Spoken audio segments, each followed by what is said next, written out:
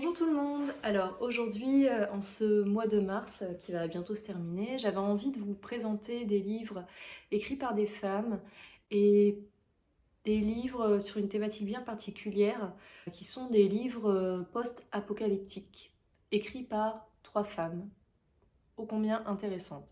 Ces trois livres, je les ai lus dans des périodes complètement différentes et j'avais pas vraiment fait le lien entre eux, mais puisque c'est trois livres qui m'ont beaucoup marqué finalement, je trouve que c'est intéressant de les réunir dans une vidéo. Il y en a deux qui sont plutôt connus et un qui, je pense, l'est moins et qui est mon absolu coup de cœur. C'est parti.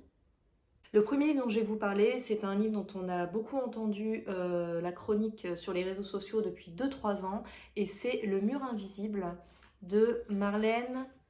J'ai déjà oublié son nom, c'est affolant. C'est Le Mur Invisible de Marlène Haushofer. Haushofer. Haushofer. Bref. Elle est autrichienne. Elle a publié ce livre dans les années 60, il me semble. Il a été traduit beaucoup plus tard en France. Et c'est un peu considéré comme un classique de la littérature autrichienne. Donc en fait, vous avez sûrement entendu en parler puisque c'est Digli, Maureen Wingrove, qui a un compte Insta assez populaire. Elle est illustratrice et elle écrit aussi. Et elle lit beaucoup. Elle avait partagé ce coup de cœur intersidéral il y a de ça donc 3 ans, en 2019 il me semble. Et ce livre a vécu une seconde jeunesse en France où les libraires apparemment ont été littéralement assaillis. Donc moi j'ai suivi la hype. On peut pas dire que j'ai adoré ce livre parce qu'il comporte relativement beaucoup de longueur selon moi, mais c'est un livre quand même qui m'a beaucoup marqué. Donc pour vous poser le contexte, l'héroïne qui n'a pas de nom, ce qui participe beaucoup à l'universalisme de son histoire, hein, c'est un peu fait exprès, est en vacances dans les Alpes autrichiennes, il me semble avec son conjoint et puis des amis. Ses amis ne rentrent pas et son conjoint ne rentre pas de promenade et elle se rend compte que la petite maison dans les bois, enfin dans la nature qu'ils ont louée, le chalet en fait, est entourée d'un mur invisible. C'est un mur infranchissable, inexplicable et qui rend la narratrice complètement isolée du monde en fait. Donc en fait, le mur invisible, c'est son journal de bord où elle constate voilà, qu'elle est enfermée dans un espace relativement restreint, cette clairière où se trouve le chalet, et elle finit par ne plus trop se poser la question de ce qui lui arrive et d'organiser plutôt sa survie. Donc moi, ce qui m'avait marqué, par exemple, c'est que pendant longtemps, on se projette complètement sur quel est ce mur, est-ce qu'elle va réussir à le franchir ou pas, puis on comprend assez vite que finalement, c'est pas trop le sujet.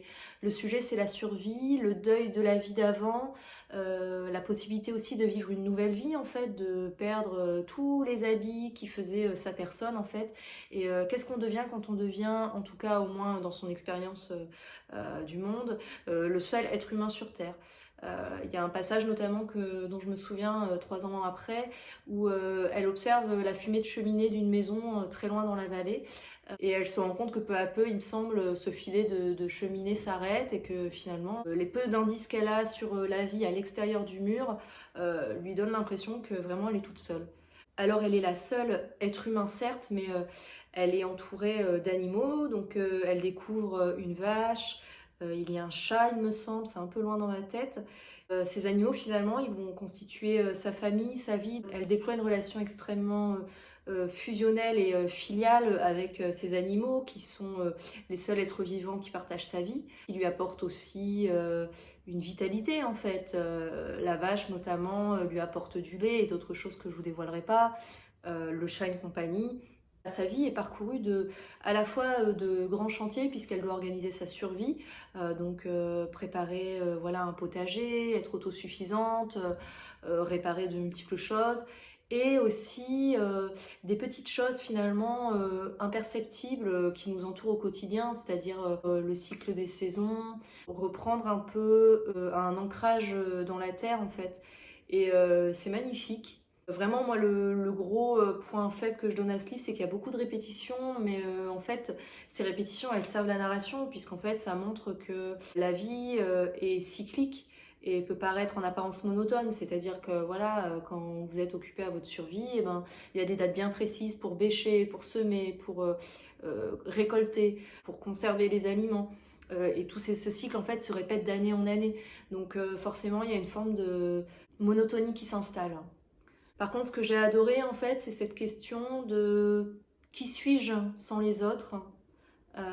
Est-ce que je suis encore une mère? Est-ce que je suis encore une femme? Est-ce que je suis encore une épouse et une amie finalement? Je suis un animal, je me concentre sur mes sensations.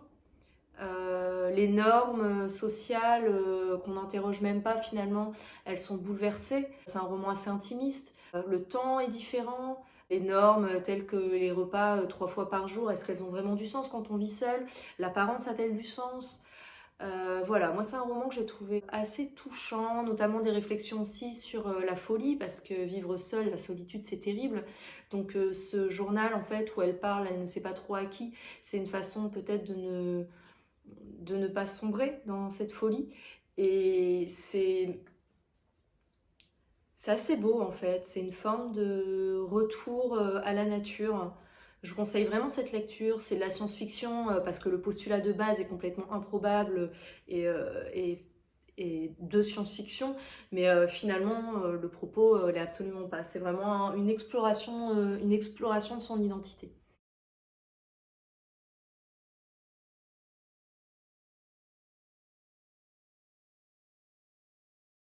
Je vais enchaîner directement avec un autre roman que j'ai lu tout récemment et qui fait très bien le lien. Et je l'ai acheté juste après en occasion parce que je l'ai dévoré en bibliothèque et je voulais absolument le posséder en fait. C'est Moi qui n'ai pas connu les hommes de Jacqueline Hartmann. Cette couverture, je l'aime beaucoup, en plus je la trouve assez parlante. C'est un tableau de Dali qui s'appelle Solitude. On voit une femme contre un mur et une grande plaine très monotone avec derrière un rocher. On ne comprend pas grand-chose, mais il y a une ambiance un peu mélancolique. Moi qui n'ai pas connu les hommes date de 1995. Jacqueline Hartmann, c'est une autrice belge. Et je vais essayer de lire d'autres livres d'elle parce que j'ai trouvé ça vraiment bouleversant. Honnêtement, c'est une lecture dont je n'attendais rien. J'ai un peu encore une fois suivi une amie qui voulait le lire et j'ai vraiment bien fait de le lire, ça se lit d'une traite. Euh, Tout comme dans Le Mur Invisible, c'est de la SF au sens où on a un postulat de base qui est un peu improbable et qu'on ne comprend pas tout. Bon, définition complètement pétée de la SF, mais vous voyez l'idée. Par contre, on est toujours dans cette quête identitaire, cette quête intimiste du moi, et c'est passionnant. On est dans une sorte de caverne ou de cage, il me semble que c'est une cage, a priori en sous-sol, mais on ne sait pas spécialement, avec 40 femmes qui ne savent pas ce qu'elles font là. Elles sont dans cette caverne, cage depuis des années et des années. Elles ont été un jour kidnappées. Aucune d'elles ne se connaissent, mais elles ont fini par se connaître grâce à la promiscuité. Elles sont surveillées par des gardiens qui ne leur adressent pas leurs paroles, qui les empêchent de se toucher, mais qui par contre sont là pour leurs besoins essentiels. Donc ils leur donnent de quoi manger chaque semaine, de quoi boire, de quoi se laver, voilà. Et elles vivent dans cette grande pièce où finalement la pudeur n'a plus lieu d'être. Elles font tout ensemble en fait. Elles ont noué des amitiés, il y a des petites histoires, elles cuisinent ensemble, elles se lavent, elles urinent ensemble, enfin voilà. Elles ne comprennent pas ce qui leur arrive, elles n'ont aucune explication depuis des années, et puis elles sont un peu passées le désespoir, abandonné l'idée de comprendre. Donc ça fait vraiment penser au mur invisible, où c'est pareil, le postulat de base, au début tu te demandes est-ce que je vais finir par comprendre exactement pourquoi cette situation. Et en fait cette situation c'est juste une excuse pour développer d'autres thèmes en fait. Et ça je trouve ça très intéressant. Et enfin voilà, moi c'est des lectures un peu psychologiques que j'aime beaucoup. La narratrice, pareil, elle n'a pas de prénom. C'est une des rares femmes de cette cage qui a été kidnappée très très jeune. On ne sait pas à quel âge, mais elle n'a pas été élevée par sa mère. Du coup, elle a été élevée par toutes ces femmes. Et donc, comme les femmes ne connaissaient pas son prénom, ben, la plupart du temps, elles l'appellent la petite. Et donc, c'est pareil, c'est cette narratrice qui raconte son histoire, en fait. Donc elle, la particularité qu'elle a par rapport aux autres femmes, c'est qu'elle a toujours finalement connu cette situation, elle ne se rappelle pas du monde d'avant. Du coup, elle n'a pas cette nostalgie et cette pointe de désespoir qu'ont les autres femmes qui veulent toujours vivre autre chose. Donc c'est vraiment un regard un peu intriguant sur ce que ça pourrait être d'avoir une vie confinée, mais confinée depuis la naissance finalement. Ce que j'aime beaucoup dans ce roman, c'est qu'il y a une sororité hyper forte qui se dégage, c'est-à-dire que toutes ces femmes se serrent les coudes. Bien sûr, il y a des histoires, mais finalement, elles ont appris à ne compter que les unes sur les autres, et elles sont chacune un monde pour les autres, en fait. Elles sont vraiment un univers. C'est un peu comme si, pour elles, l'humanité entière se bornait à ces 40 personnes. C'est un peu compliqué de parler de ce roman sans spoiler, parce qu'il se passe bien sûr d'autres choses. Je vais juste me focaliser sur le début, où elles s'ennuient finalement parce qu'il ne se passe littéralement rien. Leur vie est très rythmée par les apports en fait des gardiens. Elles sont tout le temps dans l'attente d'un micro-événement qui est complètement risible pour nous qui avons des tas de façons de s'occuper dans nos loisirs. Elles sont toujours à la recherche d'un micro-événement qui va les faire sortir de cette torpeur, de cette attente, et de cette attente en fait qui n'en est même plus une parce qu'elles ont l'impression et la certitude qu'elles mourront dans cette cage sans jamais savoir ce qui leur est arrivé en fait.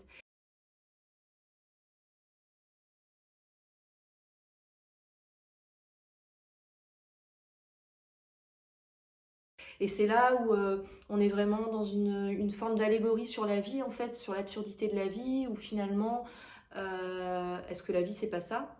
Voilà, gros moment déconne dans ce bouquin, mais vraiment j'ai adoré, adoré. C'est très touchant, il y a même des moments qui m'ont mis les frissons, les larmes aux yeux. Alors j'ai l'impression de placer cette référence pour un livre sur deux, mais ça m'a aussi fait beaucoup penser au mythe de la caverne dans ce livre, parce qu'en fait c'est littéralement ce qu'elles vivent, c'est qu'elles sont fermées de la réalité de façon extrêmement au premier degré. Elles sont vraiment coupées de la réalité, de la vérité. Mais c'est aussi bien plus que ça, c'est des réflexions sur la façon dont on se construit quand on n'a pas d'autres référentiels, quand on nous oblige à un référentiel bien particulier qui est artificiel finalement. Qu'est-ce que l'humanité? Qu'est-ce que la vie? Parce qu'en fait, leur vie, c'est une longue errance. C'est une errance et une façon de se débattre avec l'absurdité de leurs conditions. Donc bah, ça fait aussi penser aux thèses développées par Camus en fait sur l'absurdité de la vie, sur l'absurdité de l'existence. Et moi c'est des thèmes sur lesquels je suis assez sensible. Comme dans Le Mur Invisible, même si c'est encore plus poussé à l'extrême puisqu'elle n'a connu que ça, la narratrice elle se pose beaucoup de questions sur les règles sociales dont elle entend parler et qui lui paraissent complètement improbables puisqu'elle ne les connaît pas. On lui parle par exemple de ce qu'est l'amour. Évidemment, elle n'a jamais connu les hommes, c'est littéralement le titre du livre. On lui parle de la maternité, on lui parle de sexualité, et elle, ça la dépasse. Elle est profondément dégoûtée par exemple par le toucher. On lui a toujours interdit d'être touchée, de se faire des accolades, des bisous, ce genre de gestes de réconfort. Et donc elle se rend compte qu'en fait ses compagnes par exemple se touchent furtivement en prenant le risque d'être menacées par les gardiens. Elle comprend pas ce besoin en fait. Elle a une forme de sauvagerie, d'animalité, d'instinctivité qui est super belle et super touchante je trouve. Voilà, c'est une lecture douce amère moi, qui va me hanter longtemps. Je me suis vraiment dépêchée d'acheter ce roman parce que, je sais pas, j'ai envie de l'avoir dans ma bibliothèque. J'ai envie de revivre l'aventure de ce personnage qui est à la fois pas adapté et en même temps on peut que comprendre qu'elle soit pas adaptée dans un monde complètement absurde en fait. Donc c'est une forme de thriller psychologique. Là, je me suis arrêtée aux premiers instants du livre. Il y a quelques événements qui se passent et qui rythment vraiment la narration et qui apportent beaucoup d'ampleur en fait à la réflexion. Je vous le conseille vraiment. Et de Jacqueline Hartmann, je pense que je vais lire d'autres livres. A priori, c'est son plus connu. Il est même étudié dans les collèges et lycées en Belgique. Il faut que je lise d'autres livres d'elle. Enfin, vraiment, c'est une lecture limpide, simple, mais magnifique et bouleversante. Et enfin, je voulais vous parler de Dans la forêt de Jean England. Bon, c'est un livre dont on a aussi beaucoup entendu parler ces derniers temps, qui a été publié par les éditions Gallmeister. J'ai adoré ce roman. C'était une claque sensorielle, émotionnelle, sur le thème du retour forcé à la nature, comme dans Le Mur Invisible. C'est vraiment pour moi plus un succès. C'est plus provoquant, plus sensuel, plus violent aussi. Mais oh là là, qu'est-ce que c'était beau. Moi, j'ai relu des pages en me disant, c'est comme ça que je vais écrire.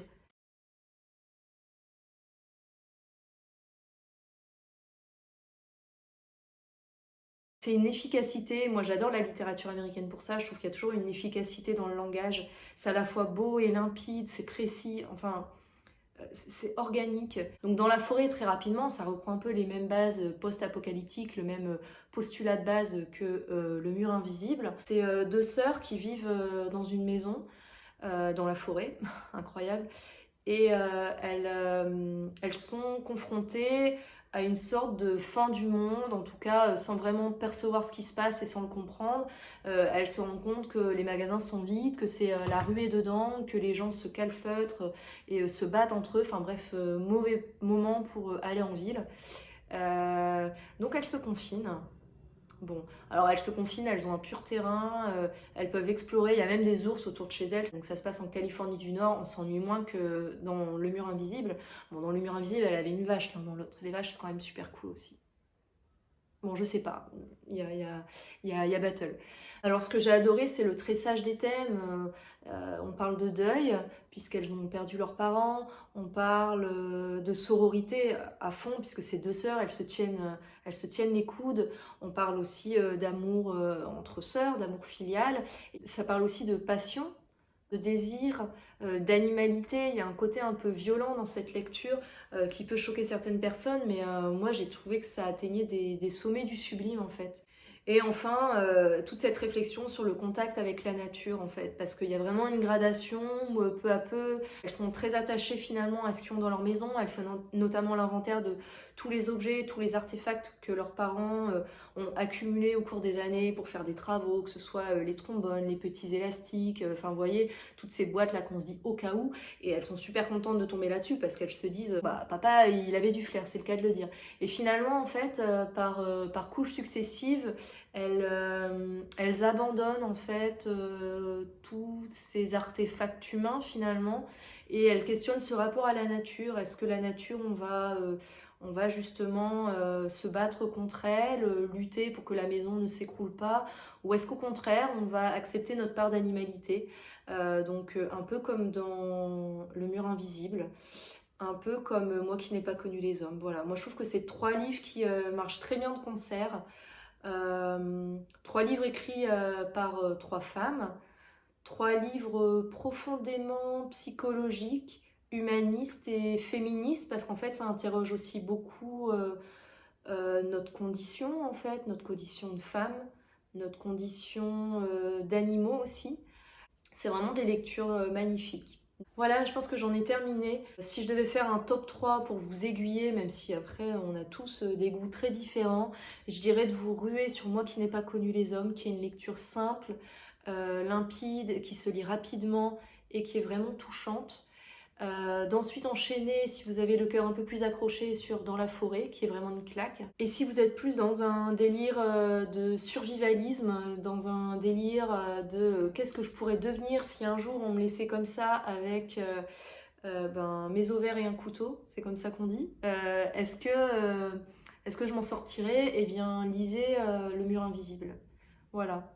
J'espère que cette vidéo vous aura plu, puis je vous dis à la prochaine. Ciao!